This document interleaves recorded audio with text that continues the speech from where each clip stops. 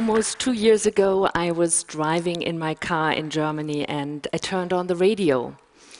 Europe at the time was in the middle of the euro crisis, and all the headlines were about European countries getting downgraded by rating agencies in the United States.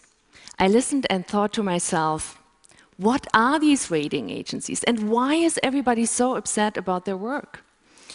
Well, if you were sitting next to me in the car that day and would have told me that I would devote the next years trying to reform them, obviously I would have called you crazy. But guess what's really crazy?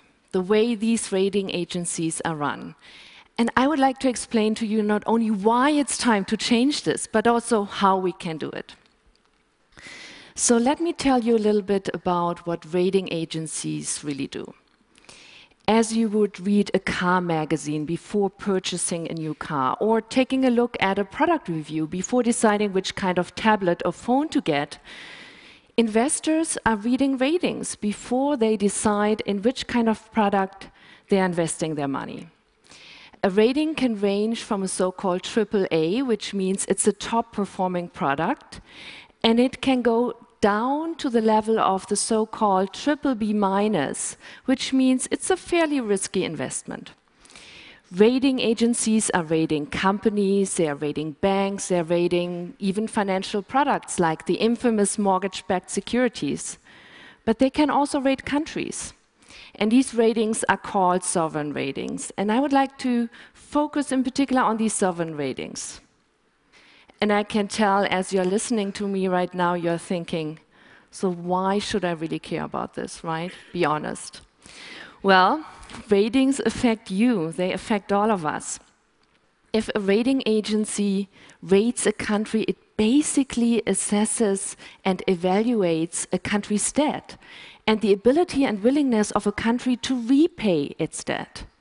So if a country gets downgraded by a rating agency, the country has to pay more in order to borrow money on the international markets. So it affects you as a citizen and as a taxpayer because you and your fellow countrymen have to pony up more in order to borrow, right?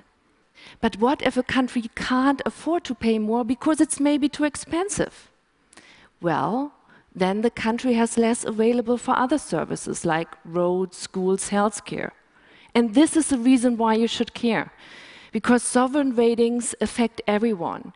And that is the reason why I believe they should be defined as public goods. They should be transparent, accessible, and available to everyone at no cost. But here's the situation. The rating agency market is dominated by 3 players and 3 players only: Standard & Poor's, Moody's, and Fitch. And we know whenever there is a market concentration, there is really no competition, right? There is no incentive to improve the quality of your product. And let's face it, the credit rating agencies have contributed, putting the global economy on the brink. And yet they have to change the way they operate. The second point, would you really buy a car just based on the advice of the dealer?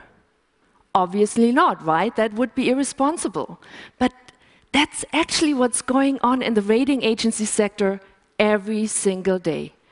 The customers of these rating agencies, like countries or companies, they are paying for their own ratings, and obviously this is creating a conflict of interest.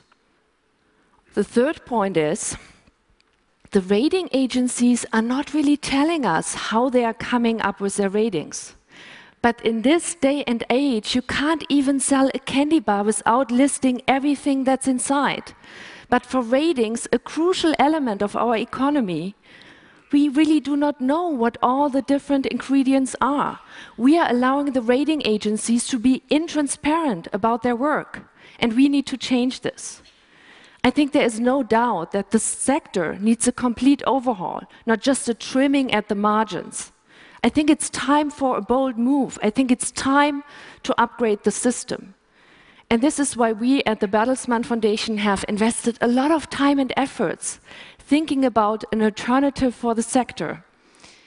And we have developed the first model for a non-profit rating agency for sovereign risk.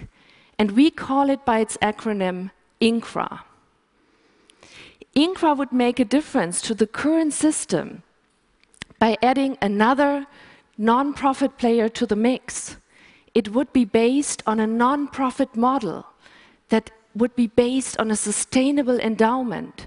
The endowment would create income that would allow us to run the operation, to run the rating agency. And it would also allow us to make our ratings publicly available. But this is not enough to make a difference, right?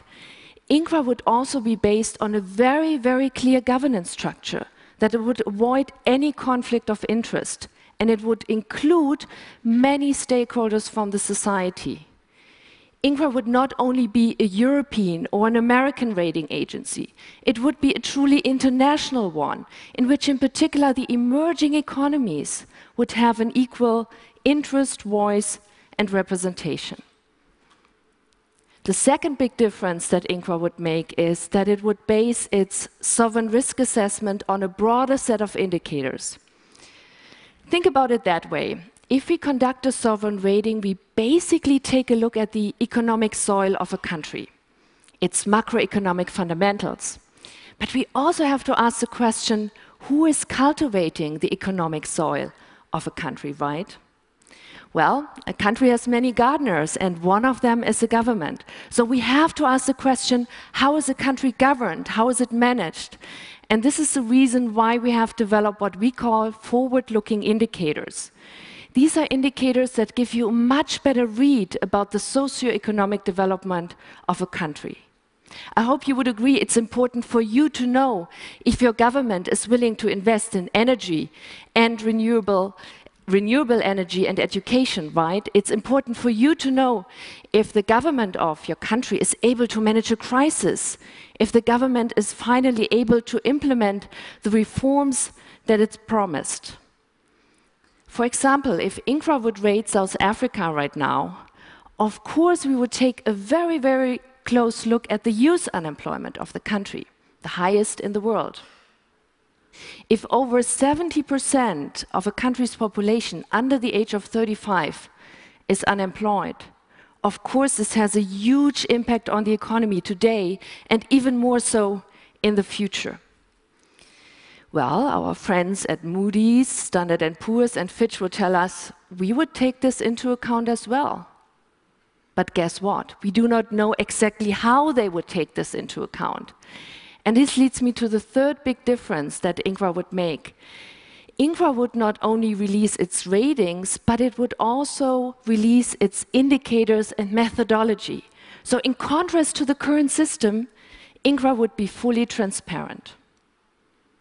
So in a nutshell, INCRA would offer an alternative to the current system of the big three rating agencies by adding a new non-profit player to the mix that would increase the competition, it would increase the transparency of the sector, and it would also increase the quality.